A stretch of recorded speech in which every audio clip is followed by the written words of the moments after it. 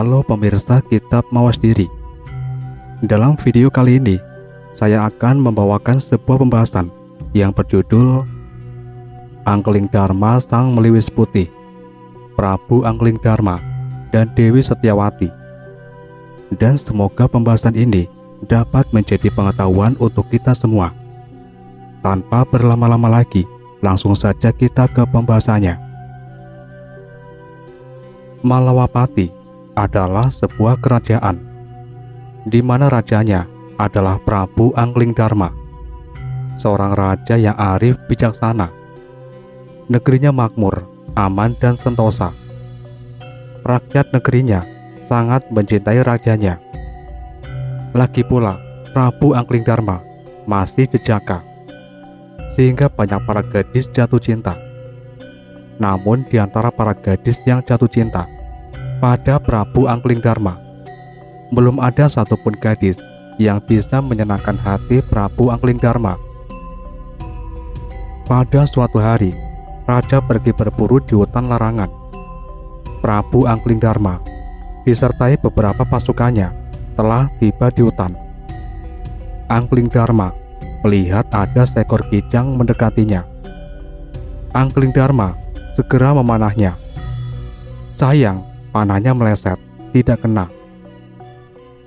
Kijang itu betul-betul menggoda. Setiap kali mau dipanah, lari. Kalau Prabu Angkeling Dharma tidak dalam posisi memanah, kijang itu pun berani mendekat. Kijang itu menggoda hati Prabu Angkeling Dharma. Akhirnya, Prabu Angkeling Dharma mencoba menangkap kijang itu dengan kedua tangannya. Kijang itu mendekat, kemudian menjauh, mendekat lagi, kemudian akhirnya sampailah Prabu Angkeling Dharma tiba di pertapaan Gunung Semeru. Rupanya kijang itu berusaha mengajak Prabu Angkeling Dharma pergi ke pertapaan tersebut, tempat tinggal Begawan Maniksutra.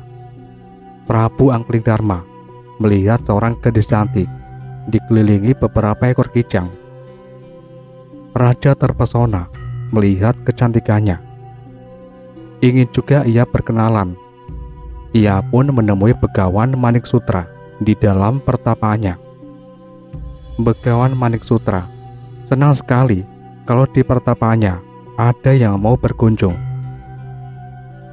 Putri pertapa, putri Begawan Maniksutra, bernama Dewi Setyawati, menyuguhkan segelas minuman hangat dan beberapa potong kue serta buah-buahan hutan. Raja minta perkenalan dengan Dewi Setyawati. Setelah beberapa hari tinggal di pertapaan, Prabu Angkeling Dharma dan Dewi Setyawati saling jatuh hati. Cinta Prabu Angkeling Dharma tidak bertepuk sebelah tangan. Cinta Prabu Angkeling Dharma diterima dengan sepenuh jiwa. Prabu Angkeling Dharma melamar Dewi Setyawati menjadi istrinya, sekaligus menjadi permaisuri Prabu Angkeling Dharma. Dewi Setyawati adalah putra kedua setelah Patik Madrim. Sesuai pesan Patik Madrim, kalau adiknya mau menikah, calon suaminya harus bisa mengalahkan Patik Madrim. Prabu Angkeling Dharma menerima syarat yang diberikan Patik Madrim. Prabu Angkeling Dharma dan Patik Madrim kini beradu kesaktian. Semua kepandaian dan kekuatan yang mereka miliki sudah dikeluarkan. Namun, setelah mengetahui titik lemah pertahanan, Patik Madrim dapat juga ditaklukkan oleh Prabu Angkeling Dharma. Pernikahan Prabu Angkeling Dharma dan Dewi Setyawati pun berlangsung. Setelah selesai pernikahan, Prabu Angkeling Dharma memboyong Dewi Setyawati ke Malawapati. Patik Madrim diminta serta oleh Prabu Angkeling Dharma untuk menjadi pepati kerajaan Malawapati. Prabu Angkeling Dharma dan permaisurinya sangat bahagia. Mereka memadu kasih, penuh rasa cinta. Begawan Maniksutra sangat berbahagia melihat kedua anaknya berhasil menjadi keluarga yang bahagia dengan suami pilihan hati putrinya sendiri. Setelah beberapa waktu berbulan madu dengan permaisuri Dewi Setyawati, Prabu Anglingdarma pergi berburu lagi. Rupanya, berburu ini menjadi kegemaran Prabu Anglingdarma sejak masih kecil. Dengan dikawal oleh beberapa prajurit gemblengan dan pilihan, Prabu Anglingdarma meminta juga Patih Batik Mantrim mengantarkannya ke Taman Sri Bagindo, sebuah taman perburuan yang diperuntukkan hanya untuk raja dan keluarga raja. Prabu Anglingdarma yang sedang mencari buruannya mendadak dikagetkan dengan kehadiran seekor ular naga betina yang kelihatannya Nagagini, istri Naga Pratala, sedang memadu kasih dengan seekor ular tampar. Naga Pratala adalah sahabat Prabu Anglingdarma. Melihat kelakuan istri sahabatnya yang melanggar susila, maka Prabu Anglingdarma memanah ular tampar. Namun, panahnya juga menyerempet ekor Nagagini, menjadikan Nagagini terkejut dan mengadu kesakitan. Merasa dianiaya oleh Anglingdarma, Nagagini melapor kejadian itu pada suaminya, Naga Pratala. Tentu, ceritanya telah diubah sedemikian rupa oleh Nagagini. Nagagini melapor kalau dirinya diperkosa dan diancam dengan senjata pusakanya oleh Anglingdarma, sehingga ekornya menjadi hampir putus terkena pusaka Prabu Anglingdarma. Mendengar kata-kata itu, Naga Pratala terbang menuju Malawapati. Di Malawapati, penjagaan begitu ketat. Naga Pratala keheranan mengapa ini terjadi. Kalau begitu, kata Nagagini, mungkin ada benarnya. Tetapi mata batinnya mengatakan kalau sahabatnya Anglingdarma tidak mungkin melakukan perbuatan seperti yang dituduhkan istrinya. Walau dijaga sampai rangkap berapapun banyaknya penjagaan, Naga Pratala dengan mudah memasuki kamar tidur Prabu Anglingdarma tanpa diketahui oleh siapapun. Naga Pratala mendengar Anglingdarma dan permaisurinya Setyawati sedang bertukar pikir mengenai kejadian pada pagi hari.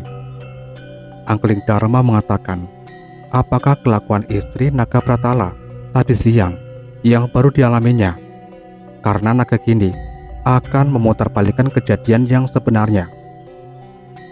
Namun tadi, kalau Nagagini itu dibiarkan saja berselingkuh dengan ular tampak, kita tidak akan ada masalah. Namun kasihan kan, Kakang Naga Pratala tidak mengetahui kelakuan istrinya yang sebenarnya. Perbuatan Nagagini sudah mengkhianati Kakang Naga Pratala. Berani-beraninya berselingkuh dengan ular tampar. Ular tampar berhasil aku panah, namun panahnya juga mengenai ekornya. Pasti akan membuat marah Kakang Naga Pratala. Naga Pratala yang mendengarkan dengan hati-hati, jelas sudah istrinya yang bersalah. Naga Pratala pun keluar dari kamar Prabu Anglingdarma. Di luar istana, Naga Pratala memanggil-manggil Prabu Anglingdarma agar keluar. Prabu Anglingdarma agak gugup memenuhi panggilan Naga Pratala, sedangkan Dewi Setyawati merasa cemas dan was-was. Naga Pratala mempersilahkan Prabu Anglingdarma untuk menaiki punggungnya. Pergilah mereka berdua ke suatu tempat di mana Prabu Anglingdarma merasa asing. Prabu Anglingdarma tidak mengenal tempat itu. Naga Pratala berbicara dengan Anglingdarma, sahabatnya, kalau ia berniat untuk menurunkan Aji Ginang yang dimiliki selama hidupnya kepada Prabu Anglingdarma. Setelah itu, ia akan moksa. Prabu Anglingdarma tidak mau menerima Aji Ginang. Kalau setelah itu, kalau Naga Pratala mati, Naga Pratala merasa sudah saatnya harus meninggalkan dunia ini. Prabu Anglingdarma juga tidak mau menerima kalau masalah dengan Nagagini belum diselesaikan. Prabu Anglingdarma siap dihukum karena melukai seekor Nagagini. Naga Pratala lebih percaya pada Anglingdarma karena tadi sudah mendengarkan pembicaraan Anglingdarma dengan istrinya Dewi Setiawati di kamar tidurnya. Naga Pratala akhirnya menyalurkan Aji Kineng pada Prabu Anglingdarma. Setelah Aji Kineng masuk ke dalam tubuh Prabu Anglingdarma, Naga Pratala berpesan agar Aji Kineng, yaitu Aji yang mempunyai kesaktian, dapat mengetahui semua bahasa binatang, namun tidak boleh diberitahukan kepada siapapun, walaupun juga anak istrinya. Kalau berani memberitahu tentang Aji ini, Prabu Anglingdarma akan mati pula. Anglingdarma akan memperhatikan nasihat dan pesan Naga Pratala. Setelah semuanya selesai, Naga Pratala meminta mereka bersama memejamkan kedua matanya. Tiba-tiba saja Prabu Anglingdarma merasa terbang ke angkasa dan tiba kembali di istana Malawapati, sedangkan Naga Pratala Moksa. Dewi Setiawati dan Prabu Anglingdarma sedang memadu cinta di kamar tidurnya. Ketika itu, terdengar suara 2 ekor cicak sedang bercengkrama, seperti halnya Prabu Anglingdarma. Cicak perempuan bilang, "Kang, kalau kita memadu cinta, sebaiknya menyontoh Prabu Anglingdarma. Mereka nampak romantis, tidak seperti kita yang gini-gini terus." Cicak laki-laki bilang, "Kalau kamu sudah tidak senang sama aku, Mbok Yao jadi istri Prabu Anglingdarma saja." Kata cicak perempuan, "Ya tidak begitu, yang halus dan yang mesra gitu Kang, kayak Prabu Anglingdarma." Mendengar pembicaraan kedua cicak tersebut, Prabu Anglingdarma menjadi ketawa terpingkal-pingkal. Setiawati terkejut mendengar suaminya ketawa geli. Prabu Anglingdarma menceritakan, kedua cicak itu iri pada kita. Kayak-kayaknya cicak itu iri dengan kemesraan kita. Dewi Setiawati menjadi marah dan sakit hati. Ia merasa tidak pantas menjadi istri Prabu Anglingdarma. Maklum, ia gadis desa, tidak cantik, tidak bisa tata krama seperti para priyayi keraton. Kalau Prabu Anglingdarma mengerti apa yang dikatakan cicak, mengapa istrinya tidak boleh tahu apa yang dikatakan cicak? Mendengar itu, Prabu Anglingdarma tidak bisa menerangkan apa sebenarnya yang baru dialami oleh Prabu Anglingdarma, yaitu telah menerima Aji Kineng dari Naga Pratala. Aji Kineng itulah menjadikannya mengerti apa yang dikatakan cicak. Prabu Anglingdarma meminta Dewi Setiawati untuk mengerti kalau dirinya masih dalam kesulitan. Dewi Setiawati minta diajari bahasa cicak. Ia ingin dengar sendiri pembicaraan mereka, tetapi Prabu Anglingdarma tidak bisa memberikan atau mengajari bahasa cicak itu.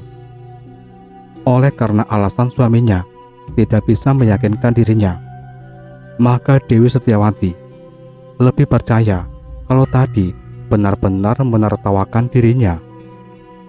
Ia merasa sangat malu. Akhirnya Dewi Setiawati minta Patiopong saja daripada dipermalukan oleh suaminya sendiri. Prabu Anglingdarma memanggil Pantik Madrim, diminta pendapatnya sehubungan ada permintaan dari kakaknya Dewi Setiawati. Sudah berkali-kali Pantik Madrim menasihati agar kakaknya jangan melakukan tindakan bodoh gara-gara cicak saja.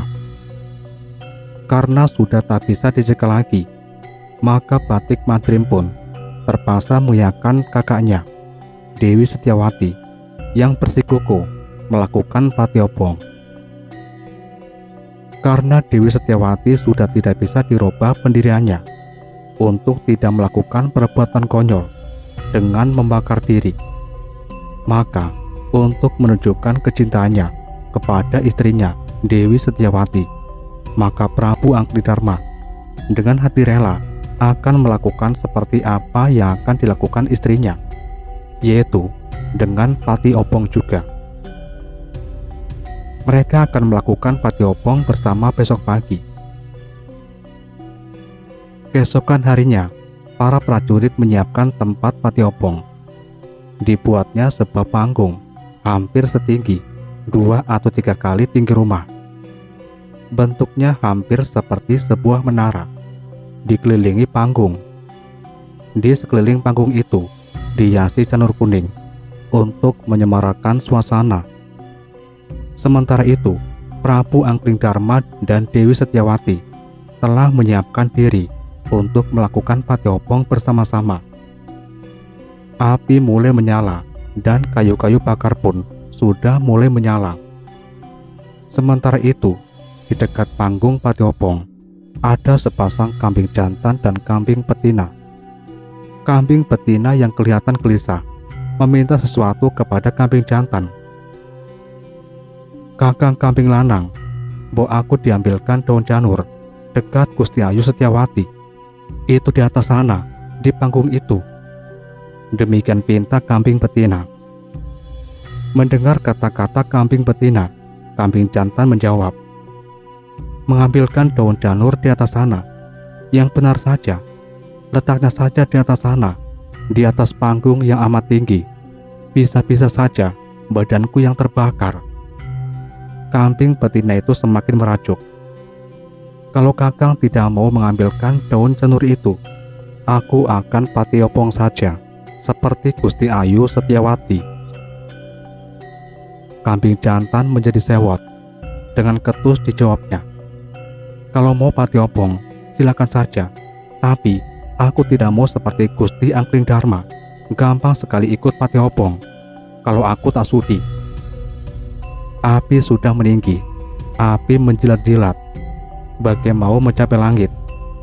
Sedangkan Prabu Anglingdarma dengan senyum-senyum sendiri ketika mendengar pembicaraan kedua kambing itu.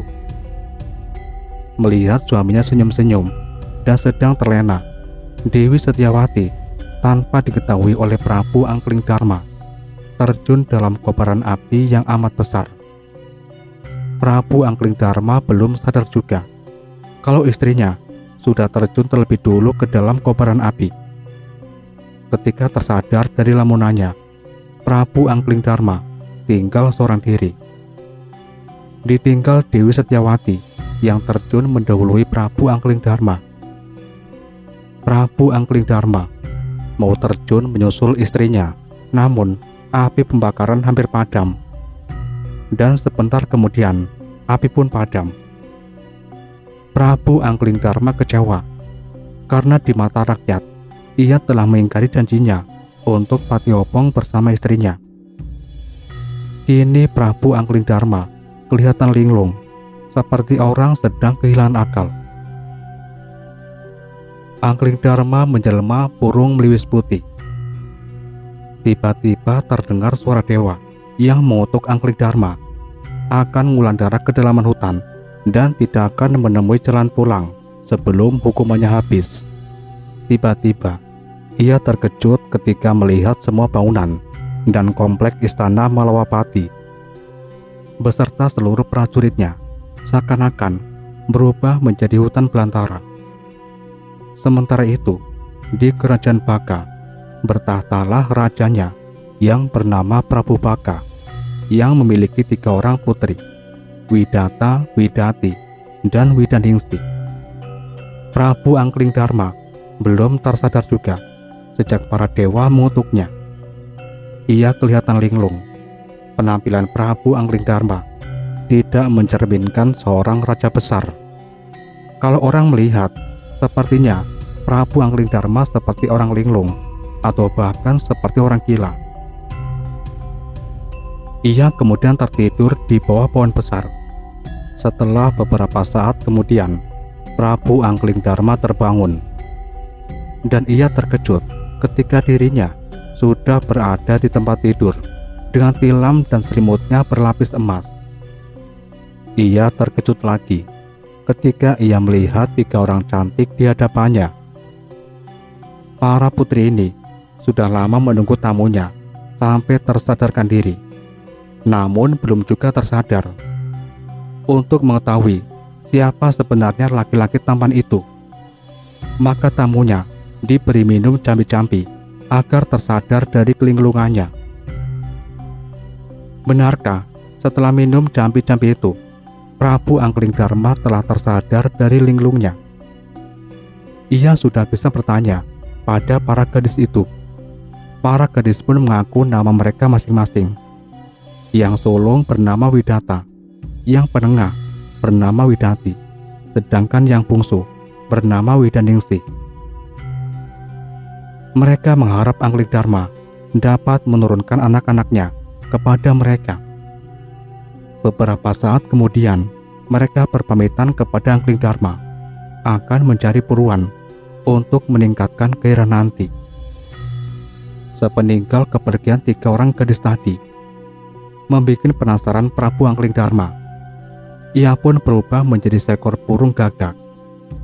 Sesampai di hutan, burung gagak melihat ketiga gadis itu sedang menyantap daging manusia. Sedangkan mereka dalam keadaan aslinya, yaitu 3 raksasa wanita yang menakutkan. Kali ini mereka tidak dalam penampilan gadis cantik, tetapi berwujud raksasa. Gagak berteriak-teriak meminta makanan dari ketiga raksasa itu. Widata memberikan rampela, Widati memberikan hati, dan Widaningsih memberikan jantung. Setelah mendapatkan ketiga makanan mereka, cepat-cepat burung gagak pulang ke istana Prabu Baka. Ketiga makanan mereka dimasukkan dalam 3 kotakan tempat alat-alat kecantikan mereka. Prabu Anglingdarma pura-pura masih tidur.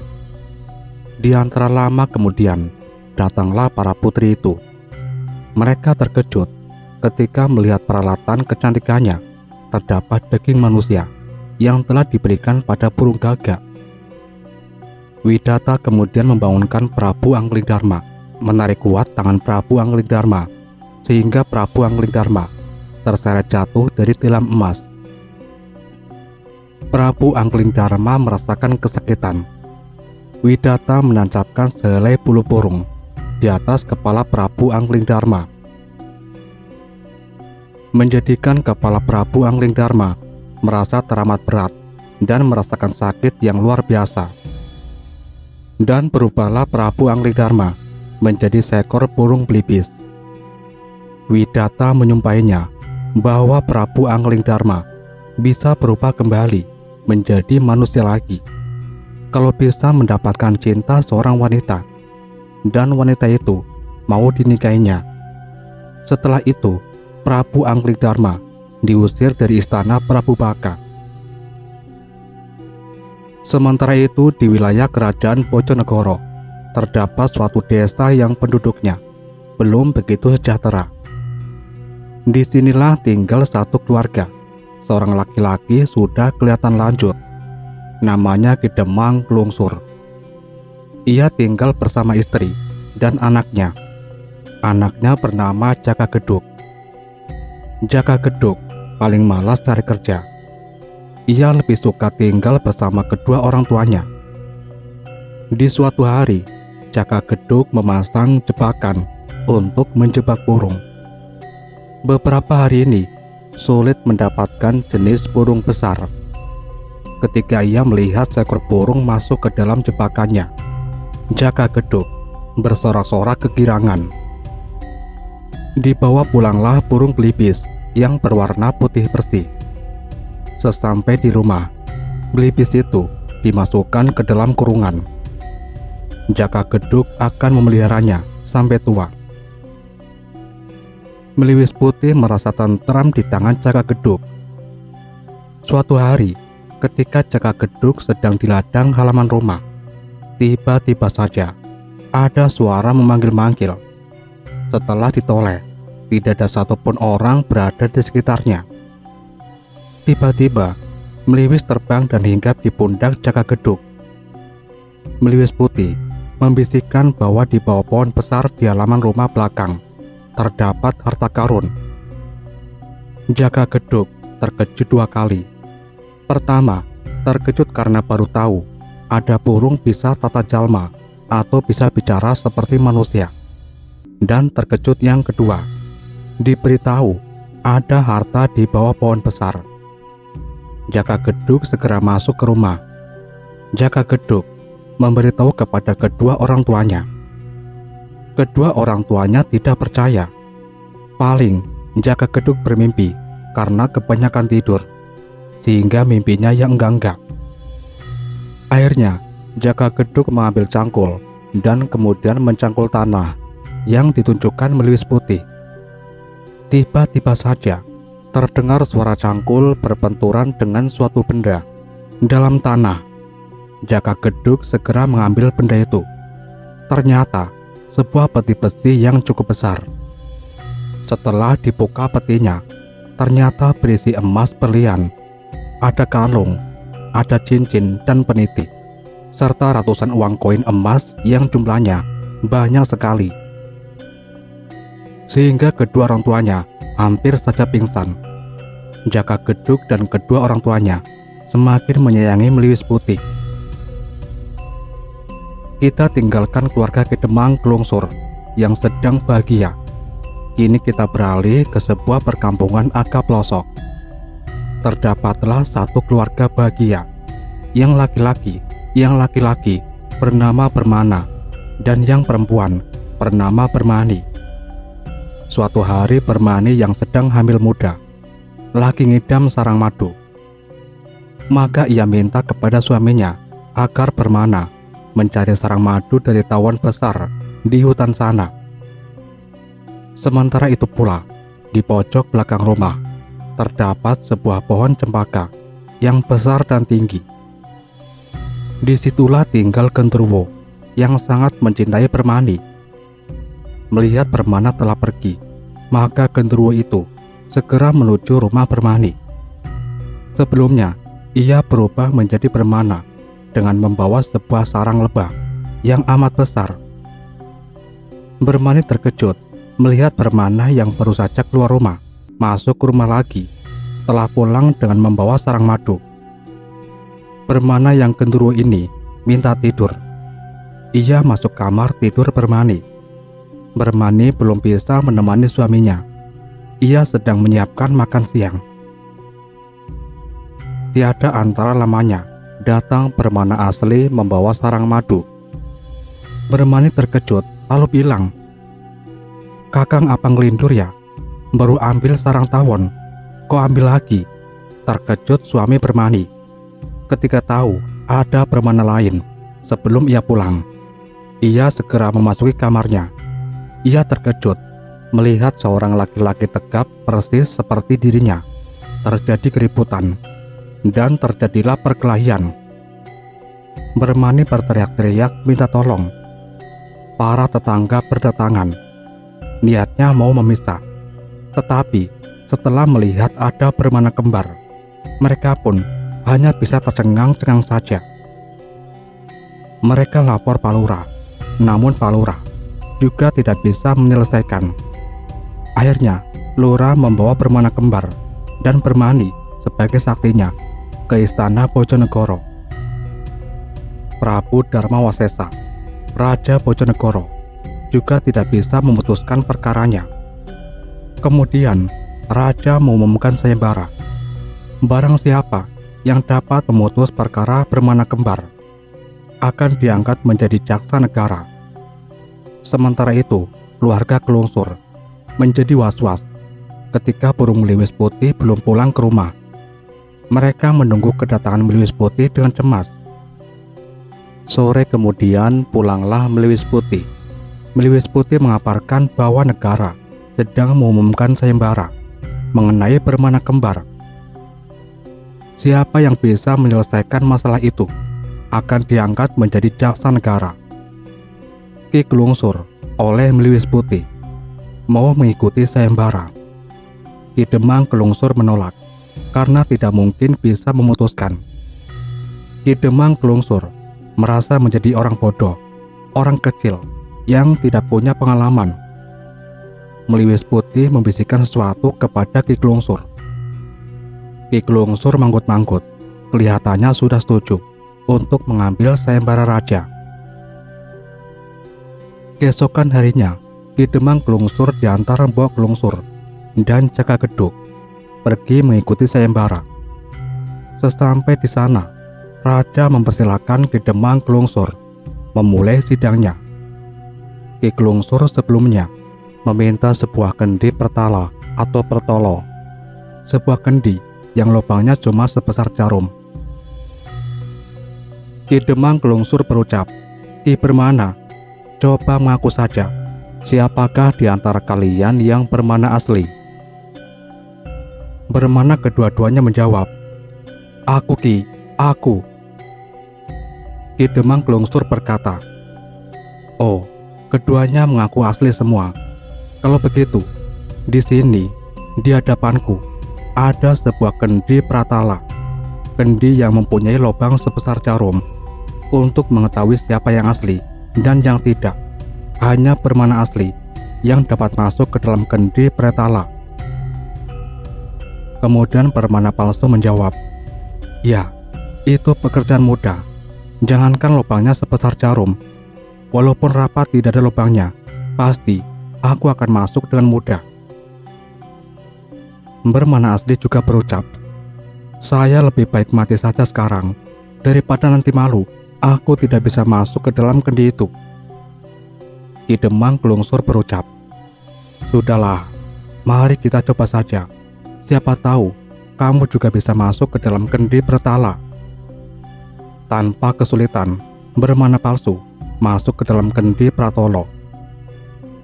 Setelah betul-betul salah satu di antara bermana masuk ke dalam kendi, cepat-cepat Ki Demang Kelungsur menutup lubangnya.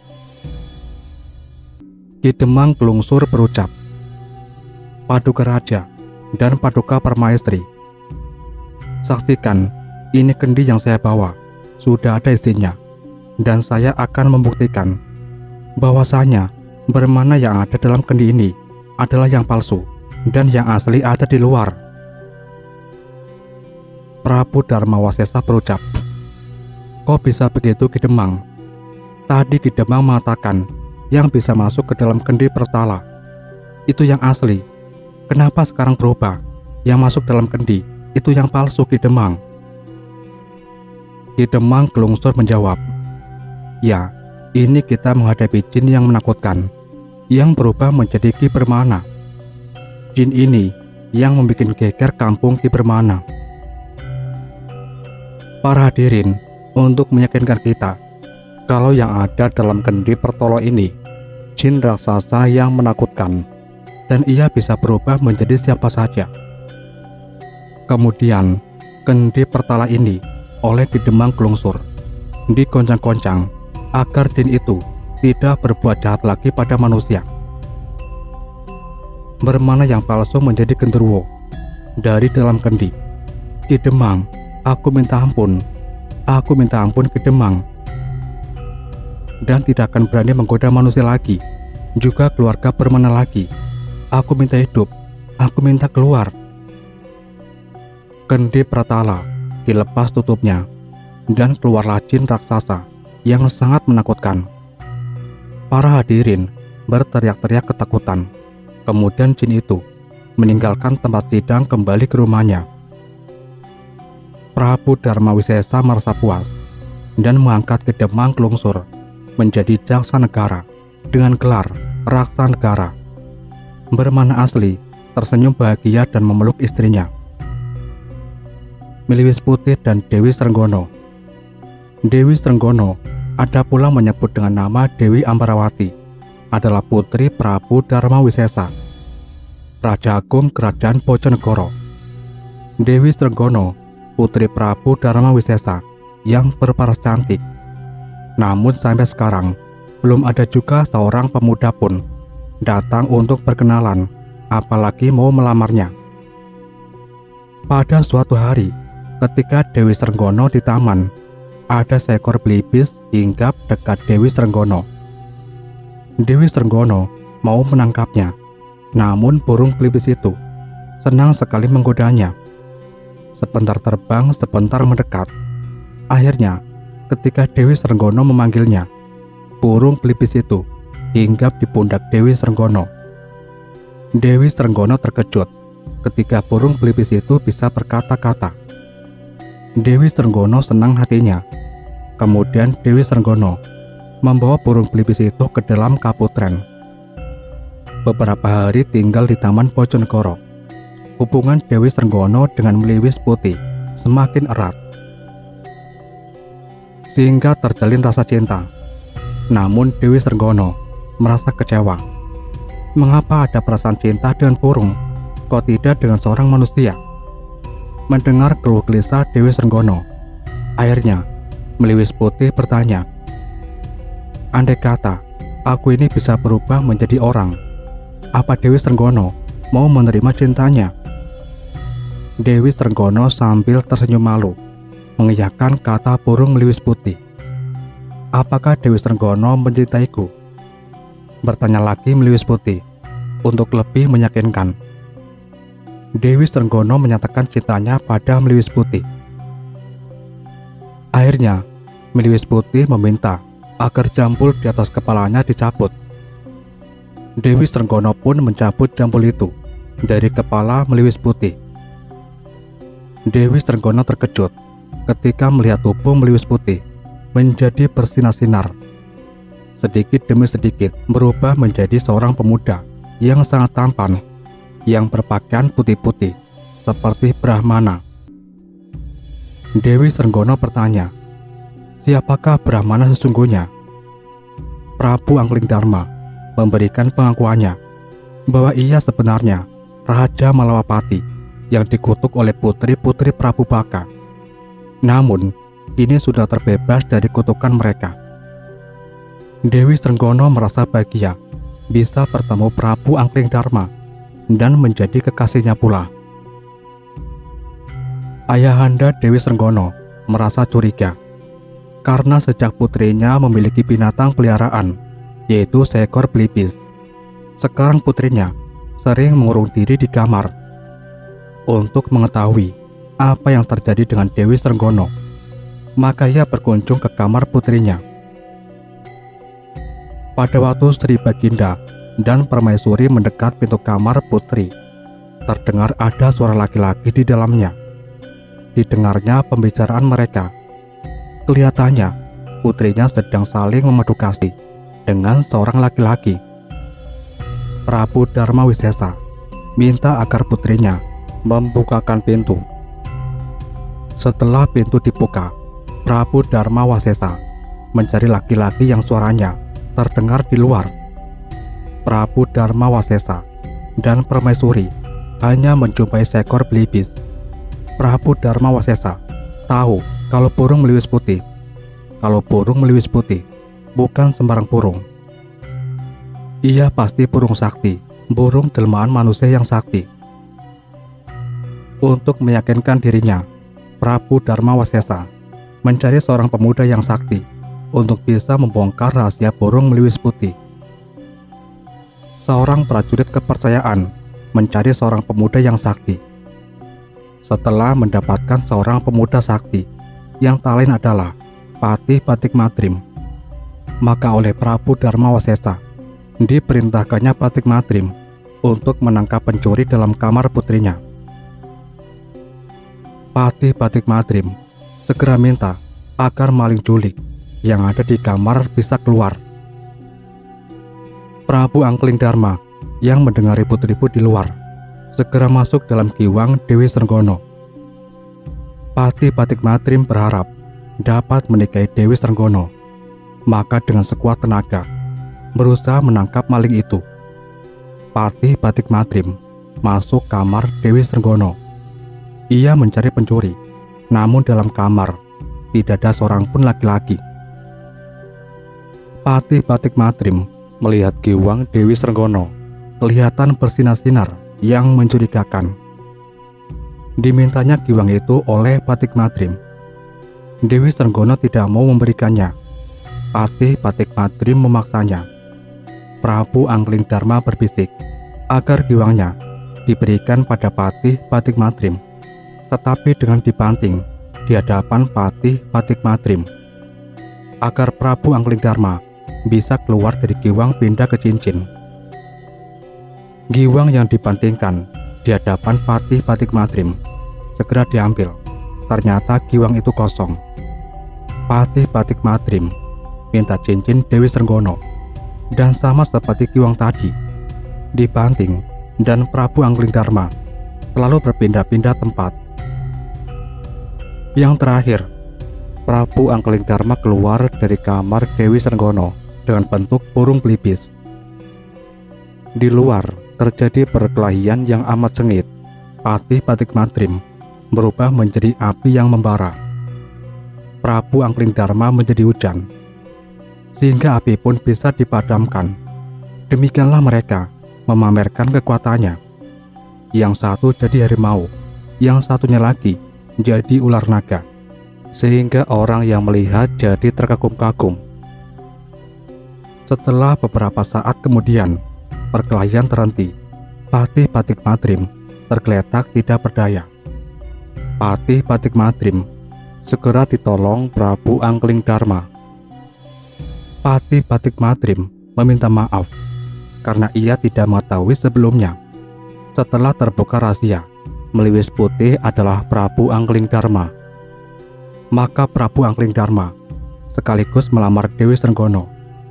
Prabu Darmawasesa merasa senang sekali mempunyai calon menantu seorang Raja Agung yang juga tampan dan sakti mandraguna.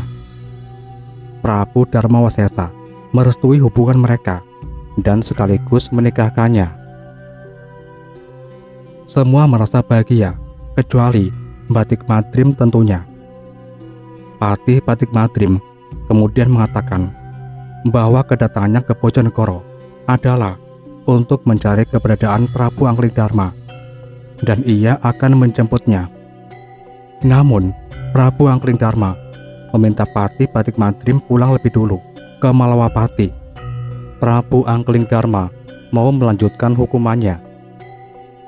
Prabu Anglingdarma dan Dewi Trusilawati. Patih Patikmadrim pun mengikuti perintah Ratu Gustinya kembali ke Malawapati. Patih Patikmadrim merasa kecewa pada Prabu Anglingdarma. Pertama, tega membiarkan kakaknya Patiobong. Yang kedua, sebenarnya Dewi Trenggono adalah pujaan hatinya, namun sekarang sudah menjadi milik Anglingdarma. Patih Patikmadrim berencana mau menuju kerajaan Kertanegara. Yang terkabarkan Prabu Pasunanda mengadakan sayembara. Barang siapa yang dapat mengobati putrinya, Dewi Trusilawati, yang menderita penyakit gagu, akan dijodohkan dengannya. Sementara itu, kabar adanya sayembara itu telah tersebar luas, termasuk Prabu Anglingdarma. Prabu Anglingdarma berangkat juga ke Kartanegara. Setiba di istana Kartanegara, Prabu Anglingdarma diterima oleh Prabu Pasunanda sendiri. Prabu Pasunanda mempersilahkan Prabu Anglingdarma memasuki taman kaputren istana Kartanegara untuk menyembuhkan Dewi Trusilawati. Setelah melihat keadaan Dewi Trusilawati, tanpa menunggu waktu lama lagi, Prabu Anglingdarma yang merupakan Brahmana mengalungkan selendang pusaka. Benar juga, Raja Jin berteriak merasa kepanasan dan tidak kuat lagi tinggal dalam tubuh Dewi Trusilawati. Dan kini Dewi Trusilawati telah tersadarkan. Dewi Trusilawati senang Prabu Anglingdarma dapat memenangkan sayembara. Tidak lama kemudian, Patih Patikmadrim datang. Patikmadrim sangat kecewa karena untuk kedua kalinya datang terlambat, sehingga gadis pujaannya, Dewi Trusilawati, juga menjadi istri Prabu Anglingdarma. Batik Madrim minta agar Prabu Anglingdarma segera kembali ke Malawapati karena hukuman Prabu Anglingdarma sudah habis. Prabu Anglingdarma akhirnya mengikuti Batik Madrim dan sekalian mengajak Dewi Tursilawati untuk pulang ke Malawapati. Setelah berpamitan dengan Pasunanda dan Ibu Permaisuri, berangkatlah mereka. Prabu Anglingdarma berjalan di depan bersama Dewi Tursilawati yang begitu nampak mesra, sementara Batik Madrim di belakang. Ia melihat mereka berdua dengan hati yang panas. Setelah berjalan jauh, melewati hutan dan tanah-tanah gersang, menjadikan mereka kehausan. Terlebih lagi, Dewi Tursilawati merasakan kehausan yang sangat dan kepenatan yang luar biasa. Mereka beristirahat. Prabu Anglingdarma mencari air di luar. Demikian pula Batik Madrim mencari air. Namun mereka tak menemukan air. Tiba-tiba mereka melihat pohon siwalan yang berbuah lebat. Dewi Tursilawati meminta Prabu Anglingdarma mengambilkannya barang 1 butir. Prabu Anglingdarma melihat sekeliling, barangkali ada sesuatu yang bisa digunakan untuk memetik buah siwalan. Prabu Anglingdarma menemukan bangkai seekor merak. Sukma Prabu Anglingdarma segera memasuki raga merak yang hampir membusuk. Melayanglah merak, mengambilkan buah siwalan. Ketika raga Prabu Anglingdarma dalam kondisi kosong, tiba-tiba saja hati Batik Madrim mempunyai niat jahat, segera memasuki raga Prabu Anglingdarma. Ketika merak membawa buah siwalan, terlihat raga Prabu Anglingdarma telah kemasukan sukma orang lain. Ketika memasuki raga Batik Madrim juga kosong, maka tahulah ia kalau yang memasuki raganya adalah Batik Madrim. Prabu Anglingdarma akan memasuki raga Batik Madrim. Namun raga Batik Madrim telah dipasang jebakan. Siapa yang masuk tidak bisa keluar lagi. Rupanya Batik Madrim telah menyiapkan segala sesuatunya agar sukma Prabu Anglingdarma tinggal di raga Batik Madrim untuk selama-lamanya. Sedangkan sukma Batik Madrim yang tinggal di raga Prabu Anglingdarma juga berencana akan memakai selama-lamanya. Ia akan membalas dendam dengan melakukan segala tindakan yang tidak terpuji, yaitu akan menguasai istri-istrinya dan juga menguasai kerajaannya, yaitu Malawapati. Prabu Anglingdarma tidak mau menggunakan raga Batik Madrim. Prabu Anglingdarma palsu memecahkan beberapa buah siwalan. Dewi Tursilawati merasa segar, daganya pun sudah hilang. Prabu Anglingdarma palsu akan membawa pulang Dewi Tursilawati ke Malawapati. Prabu Anglingdarma secara diam-diam terbang mengikuti kepergian Batik Madrim dan Dewi Tursilawati. Prabu Anglingdarma palsu berubah pikiran. Ia tidak jadi ke Malawapati. Ia mengantarkan pulang Dewi Tursilawati ke istana Kertanegara. Sedangkan Prabu Anglingdarma palsu kini kelihatannya akan menuju istana Bojonegoro. Melihat itu, Merak segera pergi terbang ke tempat Dewi Srenggono dan menceritakan apa yang telah terjadi. Dewi Srenggono menangisi nasib Prabu Anglingdarma. Merak berpesan agar Dewi Srenggono jangan melayani Prabu Anglingdarma karena ia palsu. Kalau sudah sampai ke taman, mintalah adon-adon, yaitu adu binatang, yaitu seekor kambing bisa mengalahkan harimau. Setelah berpesan banyak-banyak, pergilah Merak ke alun-alun Bojonegoro. Sementara itu, Prabu Anglingdarma palsu telah tiba di istana Prabu Dharma Wasesa, meminta agar prajurit berjaga-jaga karena Bojonegoro akan mendapat serangan dari kerajaan luar. Sedangkan mata-mata musuh berwujud seekor burung merak. Prabu Darmawasesa memerintahkan juru panah yang terbaik untuk memanah burung tersebut. Sebentar kemudian didapat kabar prajurit Bojonegoro berhasil memanah seekor merak yang bertengger di ringin kurung. Dari istana Prabu Darmawasesa, Prabu Anglingdarma menuju ke Putren Bojonegoro, tempat Dewi Srenggono tinggal. Dewi Srenggono tidak mau menerima kedatangan Prabu Anglingdarma dengan alasan Prabu Anglingdarma sudah terlalu lama tidak pernah menjumpai Dewi Srenggono. Juga sangat kecewa. Kepergian yang lama hanya untuk mendapatkan putri Kertanegara, Dewi Trusilawati, yang menjadikan ia menjadi dimadu oleh Prabu Anglingdarma. Agar Dewi Srenggono mau menerima kehadiran kembali Prabu Anglingdarma di hati Dewi Srenggono. Dewi Srenggono minta diadakan adon-adon. Seekor kambing bisa mengalahkan seekor harimau yang kelaparan. Permintaan Dewi Srenggono segera dipenuhi oleh Prabu Anglingdarma palsu. Penolakan yang dilakukan pada dirinya berkali-kali oleh Dewi Srenggono menjadikan Prabu Anglingdarma sakit hatinya. Untuk mengalihkan sakit hatinya, ia mengajak beberapa orang pasukannya untuk minum tuak dan beberapa botol minuman keras. Para prajurit melihat Ratu Gustinya bertindak yang aneh-aneh, menjadikan para prajuritnya bertanya-tanya. Di alun-alun Bojonegoro inilah adon-adon diadakan.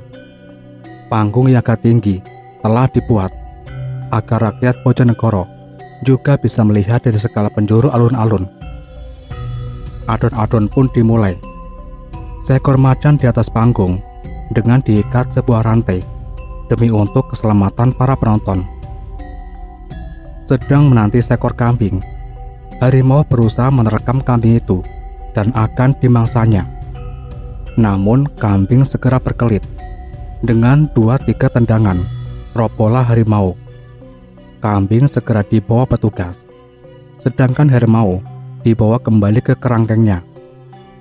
Sementara itu, Dewi Srenggono menunggu kabar dari Taman Kaputren Istana Bojonegoro. Dewi Srenggono menerima kehadiran Sukma Prabu Anglingdarma yang sebelumnya menjadi burung merak, kini dalam wujud seekor burung ciplukan. Burung ciplukan memberitahu bahwa Batik Madrim berhasil memenangkan kambing melawan harimau. Burung ciplukan berpesan agar kambing yang memenangkan adon-adon tadi siang disuruh mengambilkan bunga kantil. Betul juga, sebentar kemudian datanglah Prabu Anglingdarma palsu di taman. Dewi Srenggono tidak mau menyambut kedatangan Prabu Anglingdarma palsu. Dewi Srenggono meminta agar kambing yang memenangkan adon-adon supaya bisa memanjat pohon kantil dan mengambilkan beberapa bunganya. Tanpa sungkan, Prabu Anglingdarma palsu menyanggupi permintaan Dewi Srenggono. Prabu Anglingdarma palsu menghela nafas dan lepaslah Sukma Batik Madrim dari raka Prabu Anglingdarma dan masuk ke dalam raka kambing. Melihat Sukma Batik Madrim sudah keluar dari raka Prabu Anglingdarma, cepat-cepat burung ciplukan memasuki raka Prabu Anglingdarma. Kini, Sukma Prabu Anglingdarma asli telah menjadi penghuni ke dalam raganya, yang setelah lamanya raganya dipakai Batik Madrim. Prabu Anglingdarma sangat tidak suka. Ia tidak tahu apa yang dilakukan Batik Madrim pada tubuhnya.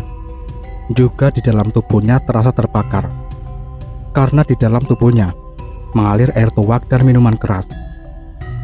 Rupanya Batik Madrim seorang peminum.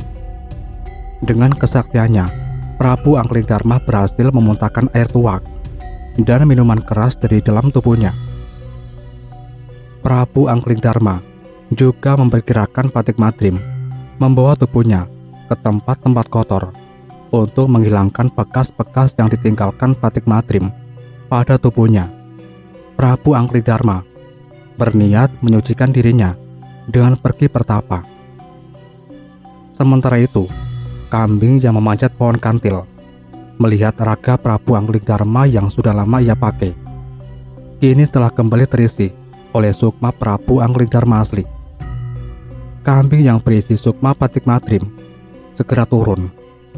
Kambing Patik Madrim memohon ampun kepada Prabu Anglingdarma. Prabu Anglingdarma mengatakan bahwa ia sudah lama memaafkannya dan mengingatkan agar kambing Patik Madrim segera mencari raganya yang dulu ditinggalkan. Prabu Anglingdarma tidak bisa menjamin keberadaan raga Patik Madrim karena peristiwa itu sudah terjadi agak lama. Dengan penuh rasa penyesalan, Patik Madrim dengan wujud seekor kambing berusaha menemukan raganya di sepanjang perjalanan mencari raganya. Kambing Patik Madrim menangisi nasibnya. Prabu Anglingdarma kini merasa sangat bahagia dengan kelahiran putra pertamanya, laki-laki dari ibu Dewi Sergono, dan diberi nama Angling Kusuma. Sedangkan dari Dewi Tursilawati, Prabu Anglingdarma mendapatkan seorang putra laki-laki pula yang diberi nama Danurwenda.